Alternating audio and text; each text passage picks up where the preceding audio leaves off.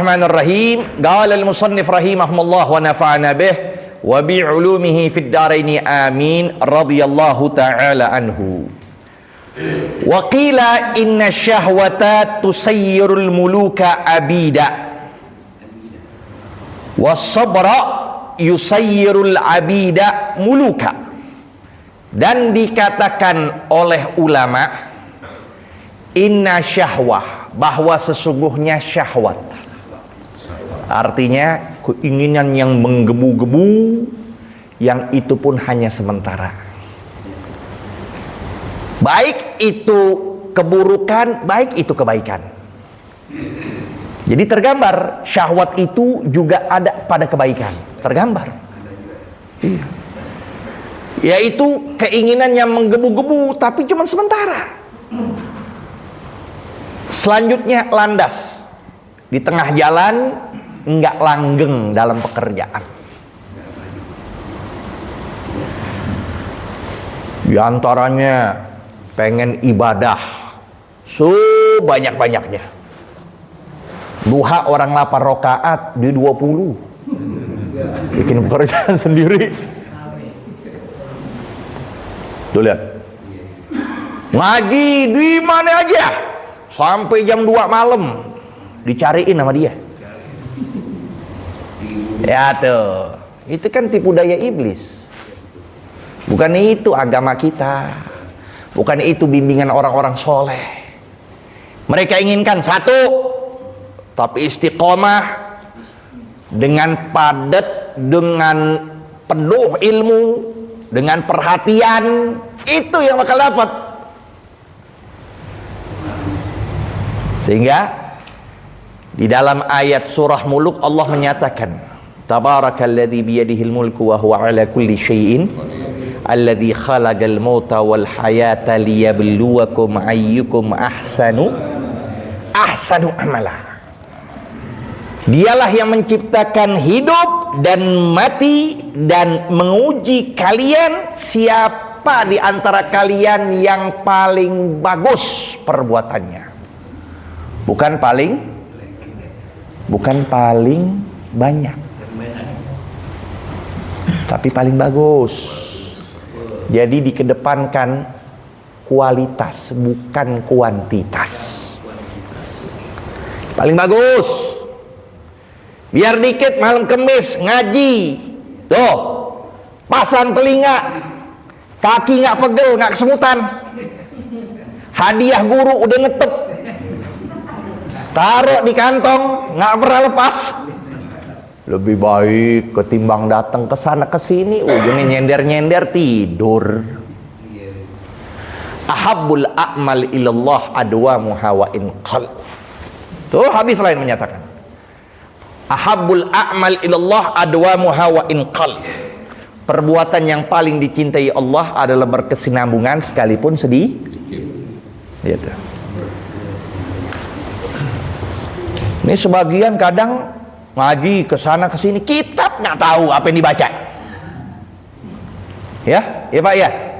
Bu, banyak begitu, ngaji ke sana ke sini, yang diajarkan apaan ya? Apa yang disampaikan? Balik pulang dari rumahnya ditanya nih suami, istri ditanya, tadi baca apa sama gurunya? Nggak tahu. Ngaji apaan begitu? Ya, nggak dijelaskan. Kitab nggak dipretelkan ibaroh, nggak dipahami. Kita pengen ngaji yang begitu, jangan tiap tahun ujungnya begini aja terus. Tuh, ya. Jadi begitu, syahwat seperti itu tuh. Berkeinginan menggebu-gebu di awalnya. Belajar ini, datang ke sini, bikin thariqat lagi, tarik ikat namanya, bukan thariqat. Mujahadah, puasa, zikir ribuan, jidatnya sengaja dihitemin. Nggak tahu pakai apa dihitemin. Udah jalan terus saja, ilmu amal begitu. Wa may yu'til hikmah faqad utiya khairan katsira. Siapa orang yang Allah berikan hikmah, maka sungguh dia mendapatkan anugerah yang amat besar. Apa itu hikmah? Ibnu Qutaibah menyatakan, la yakunu rajulu hakiman hatta yajma'al ilma wal amal. Tidaklah seorang dikatakan hakim melainkan dia yang menghimpun ilmu dan amal. Nggak harus jadi orang alim, nggak harus dapat ilmu amalin, dapat ilmu amalin. Tuh contoh, pipis jangan berdiri. Kalau orang tua pipis berdiri, anaknya bakal pipis.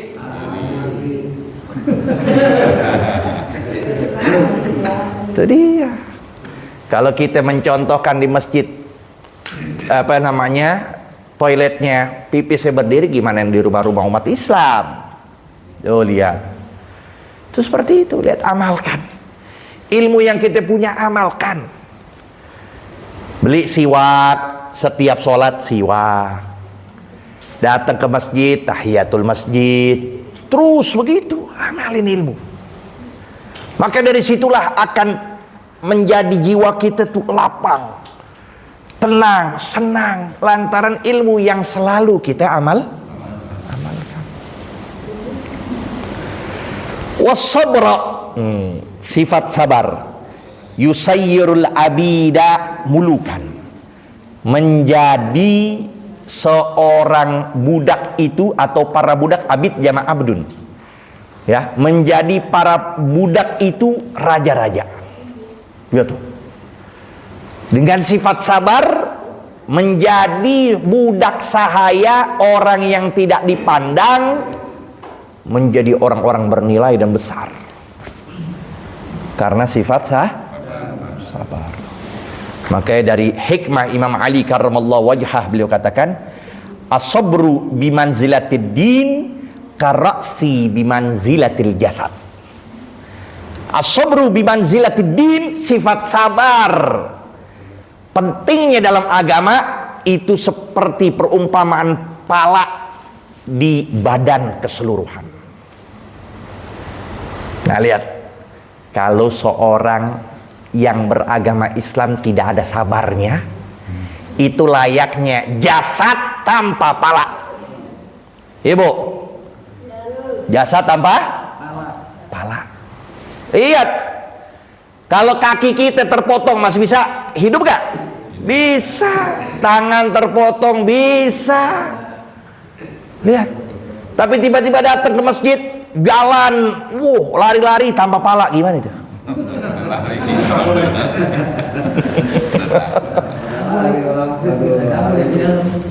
Perhatikan tuh, Imam Ali punya kalam hikmah seperti itu. Pentingnya sifat sabar dalam agama seseorang layaknya pala kepada jasad seseorang. Kalau sudah tidak ada sabarnya, maka tidak ada agamanya. Dikit-dikit marah, temperamen, sama istri, luar biasa kata-katanya yang dahsyat. Nah itu, maka mana sabar? Tuh. Innama yuwaffas sabiruna ajrahum bighairi hisab. Itu dia. Maka dengan sifat sabar menjadikan para budak itu raja-raja yang sangat bernilai. Ala tara, tidaklah sampai pengetahuan kamu ila qissati Yusuf, Nabiullah Yusuf, gimana itu? Wa Zulaikha, kepada Siti Zulaikha. Lihat bagaimana sabarnya Nabi Yusuf ketika di penjara, bahkan di penjara. Seorang yang biasa, yang mana Zulaikha ratu, yang cantik, jelita, semuanya dimilikin. Ingin melakukan hubungan layaknya suami istri. Tapi dengan sabarnya Yusuf alaihissalam, beliau ingin mendingan di penjara ketimbang melakukan perbuatan zina. Nah, inilah kehebatan Nabiullah Yusuf alaihissalam. Sampai beliau di penjara, akhirnya bukan jatuh makomnya, bukan rendah kedudukannya, tapi terbuka segala magamat, kedudukan yang sangat tinggi di sisi Allah. Sampai Allah berikan bukan sekedar hanya wajah, ya, dan badan yang sempurna, tapi Allah berikan ilmu awwalin wal akhirin. Lihat hebatnya tuh. Udah sempurna mukanya, ditambah lagi punya ilmu. Bisa mentakbirkan, mengungkapkan bagaimana mimpi setiap manusia. Kalau begini apa mimpinya, kalau begini apa maksudnya, kalau begini apa maksud. Itu Allah berikan tuh Nabi Allah Yusuf alaihissalam.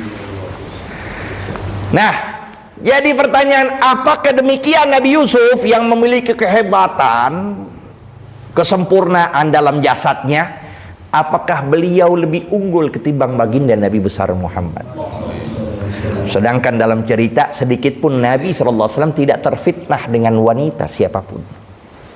Nggak ada yang mengejar-ngejar Nabi sebagaimana Yusuf alaihissalam, sampai Zulaikha memperlihatkan kepada teman-temannya bagaimana ya kegantengan Nabi Yusuf alaihissalam. Tanpa mereka sadari, mereka potong jari mereka. Ma hadza basharan in hadza illa malakun karim. Tanpa mereka sadari, mereka potong tuh jari. Seraya mereka berkata dalam keadaan nggak sadar, ini sih bukan manusia ini, nggak ada di Cipinang yang begini. Mahadza illa malak, ini sebenar-benarnya adalah malaikat yang mulia, ini bukan manusia. Tanpa disadari, potong tangan. Nah, maka para ulama menjawab hal demikian dengan dua sebab. Kenapa Nabi tidak terjadi fitnah sebagaimana Nabi Allah Yusuf? Yang pertama adalah nur Muhammadi sallallahu alaihi wasallam. Cahayanya Rasul yang nggak ada satupun bisa ada tandingannya. Cahayanya Nabi yang terpancar dalam wajahnya beliau. Tuh, ini membuat nggak membuat mereka itu takut melihat lama-lama. Memandang wajah Rasulullah lama-lama, nggak ada satupun yang berani. Dan yang kedua, haibah, karismatiknya Nabi. Dua itu, karismatiknya Rasulullah, siapapun mereka, jangankan perempuan yang ketika itu, laki yang modelnya orang-orang besar, yang biasa mereka berantem, yang biasa mereka di medan pertempuran, itu pada tunduk mukanya. Ka'annama ala ru'usihim at-tayr, seakan-akan di atas kepala mereka burung. Tuh, tidak bisa ngangkat lama-lama. Sehingga disitulah tidak ada satupun yang bisa menyamakan di dalam mensifatkan dari jasad baginda Nabi besar Muhammad. Semuanya berbeda. Semua memiliki cara pandang yang berbeda. Sayyidina Abu Bakar mensifatkan Rasul berbeda apa yang disampaikan oleh Sayyidina Umar bin Khattab. Begitu terus. Sayyidina Umar berbeda apa yang disampaikan Sayyidina Utsman, Imam Ali dan sebagainya. Nggak ada yang sama. Nah, dari dua inilah tidak terjadi apa yang terjadi oleh Nabi Allah Yusuf. Tapi kalau dua ini nggak ada, yang ada hanya keelokan wajah Rasul, kesempurnaan jasad Rasul. Nah, makanya para ulama sampai diantaranya beliau salah satu sahabat mengubahkan syair, wa ahsanu minka lam tara qattu aini. Sebaik-baik engkau tidak pernah mata ini memandang makhluk yang paling mulia seperti kamu. Wa ajmalu minka lam talidin nisa'u. Seelok-elok kamu tidak ada satupun wanita di alam dunia yang melahirkan anaknya seperti kamu. Khuliqta mubarra'an min kulli aibin, engkau tercipta dalam keadaan terlepas dari segala kaiban. Ka'annaka qad khuliqta kama tasha'u, seakan-akan engkau lah yang menciptakan diri engkau sendiri. Matanya Nabi yang berkeinginan begitu, alisnya Nabi yang berkeinginan seperti itu, keningnya Nabi yang berkeinginan seperti itu. Nah lihat, kalau seandainya dua ini tidak ada, maka para ulama menyatakan sampai disebut dalam suatu syair, wasuhbaz Zulaikha law ra'ina jabinahu. Sungguh para sahabat Ratu Zulaikha nih, para wanita yang melihat Nabi Allah Yusuf, kalau melihat Rasulullah tanpa ada dua ini, tanpa ada dua ini, yaitu dua sebab itu, cahaya dan sifat karis, la atharna taqti al-qulubi 'alal aidi. pasti mereka akan merobekkan hati jantung mereka ketimbang memotong jari tangan mereka. Kalau mereka melihat wajah Rasulullah tidak ada dua ini, maka mungkin tanpa mereka sadari mereka akan mencabik-cabik seluruh badan dari perut mereka karena nggak sadar akan keelokan dan keindahan wajah baginda Nabi besar Muhammad Sallallahu Alaihi Wasallam. Itu makanya apa yang ada pada setiap anbiya itu bagian terkecil yang Allah berikan kepada baginda Nabi besar Muhammad. Waqila tuba liman kana akluhu amira. Sampai sini dulu. Wallahu a'lam. Rabbi zidna ilma warzuqna fahma.